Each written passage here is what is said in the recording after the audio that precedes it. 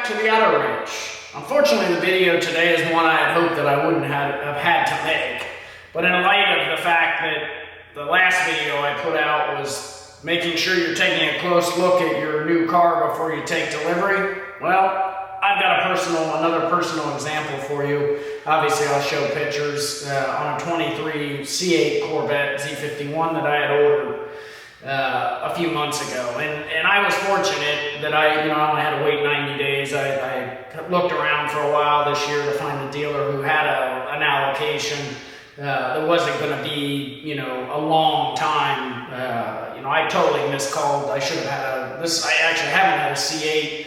I totally miscalled that car in 2020. I figured, well, when they first started coming out in a year, they would, production, again, assuming that the pandemic wasn't even being thought of at that time, I figured, by now I would have had one. And I probably would have had the pandemic not have happened. A lot of other people, who are watching probably would have as well. So, anyways, I ordered this car 3 months ago. This is not really a bashing of the dealer. Actually, the dealer salesperson was very attentive and responsive, and he was straightforward. He didn't try to hide anything with this.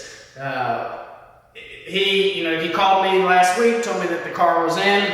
I don't get that excited about new cars anymore. Sadly, having done this probably more than I should have.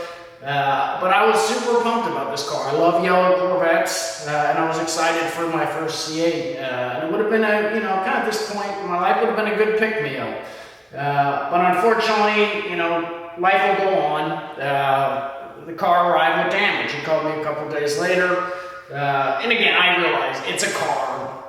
There's much worse things that could be happening in life than a damaged car.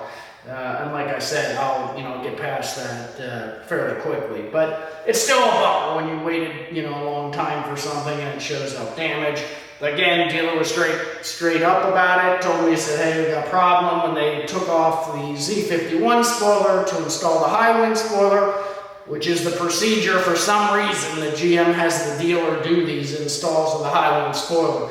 I assume it has to do with shipping, or logistics. Or maybe the dealers, it gives them some accessory business. Whatever it is what it is. When the dealer went to install the high wing, they said that they found, as you see in the pictures, bubbles underneath the original spoiler. When I first saw the pictures, when the salesperson sent me the pictures, I was like, man, that looks like somebody overheated it with a heat gun. I mean, looks like something stupid I would do, but I know I'm not mechanically inclined enough to do this stuff. Unfortunately, with these Z51 or these high wing spoilers, they have to take the bumper off of the car to put it on, and so it's it's kind of it's for somebody who's faint at heart and likes to pick about their cars. It's kind of scary to watch.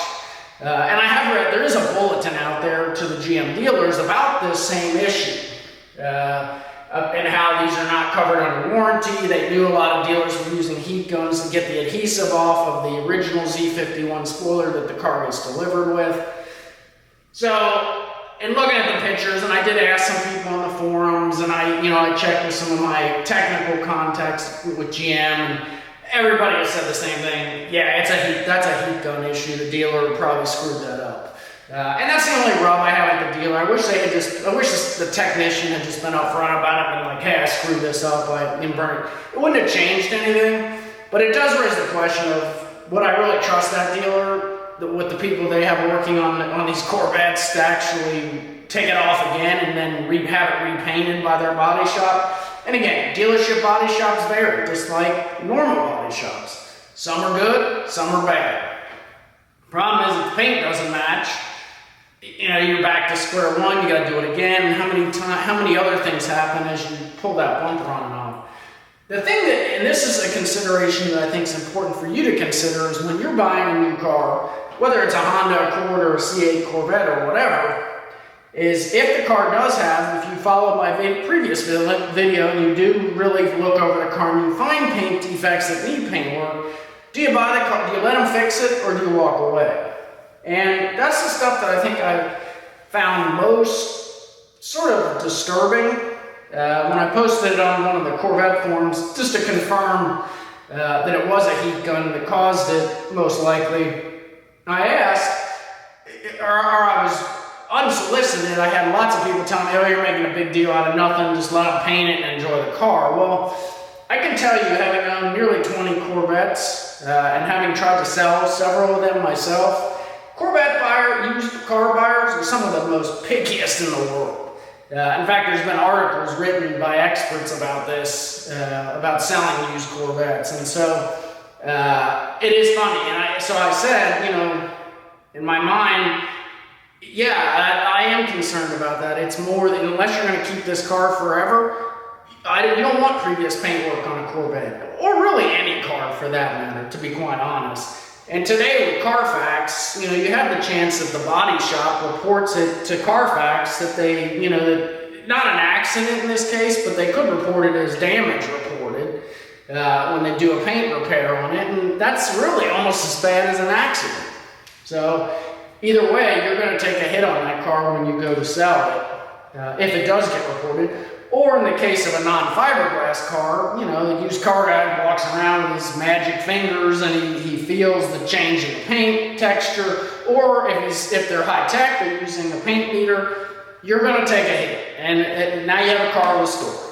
And so, if you get in an accident, that's part of it. But if you are buying a new car and this comes with the deal, to me, that's not a good deal. And in most cases, I think you should walk away, especially if you can just get another car. In this case, you know, the dealer is, again, very, very accommodating, said, hey, we can put you at the top of the allocation.